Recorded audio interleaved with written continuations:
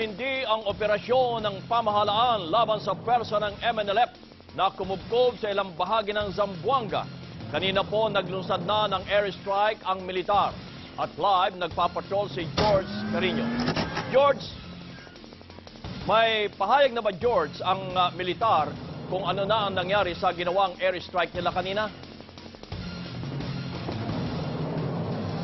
Kabayan, wala pang anunsyo binibigay ang militar kung ano yung kinahinatnan ng airstrike na ginawa kanina ng Philippine Air Force dito sa bahagi ng Zamboanga City. Pero sa kapapasok lamang na balita, kabayan, ilang minuto pa lamang nakakalipas, merong isang truck na dumaan dito sa tabi namin at nakakuha tayo ng impormasyon na ang sakay nitong mga sibilyan ay bahagi ng 24 na hostages, buhay na palaya ng mga otoridad, security forces mula doon sa KDK building na isa sa mga lugar na pinagkutaan ng grupo ng MNLF na bahagi ng paksyon ni Founding Chairman Nul Bisuari dito na nagkuta dito sa Zamboanga.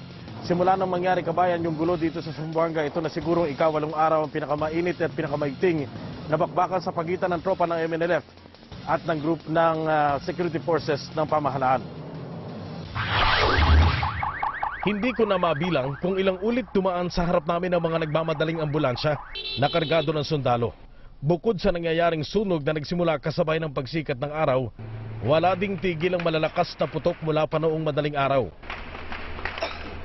Mas maingay at mainit ang militar ngayon kumpara noong isang linggo, kahit nga ang gwardyang ito na sumasideline sana sa pagbibenta ng ibos ng niyog ay nasita. Papunta akong duty. Pero meron namang mga taong hindi basta binibitiwan ng militar at binubusisi ng gusto kapag naiispatan. Pasado alas 11, may dumaan sa gilid namin na isang pulang sasakyan na may sakay na lalaking uniformado ng militar. Kalauna na lamang namin nalaman mula sa pulis na MNLF pala ang sakay ng pulang sasakyan at nalusutan ng pulis sa kanilang security cordon.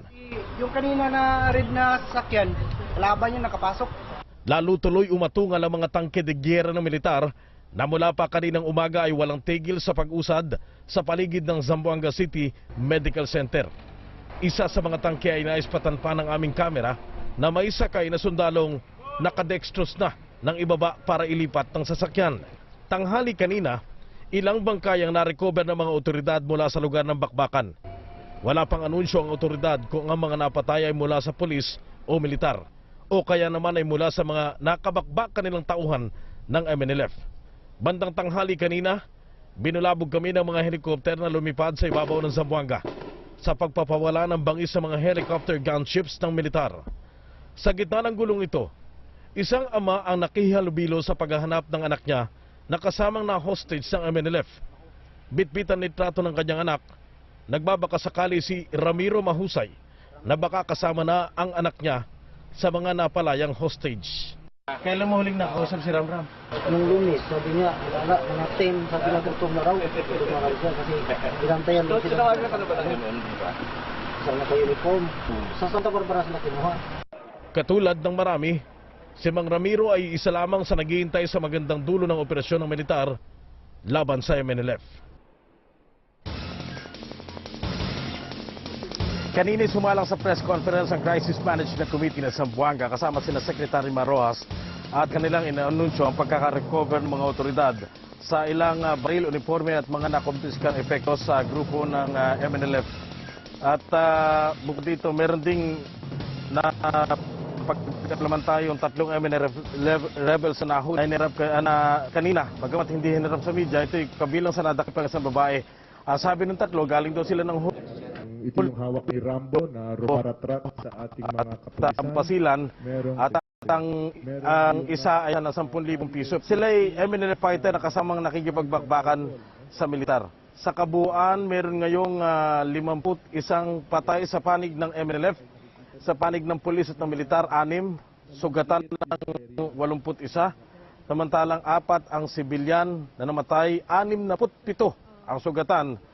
At ang recovered na hostages na binanggit sa presscon ay 34. Ang bilang ng mga naaresto at nasakote na tropa ng MNLF naman ay umabot sa 48.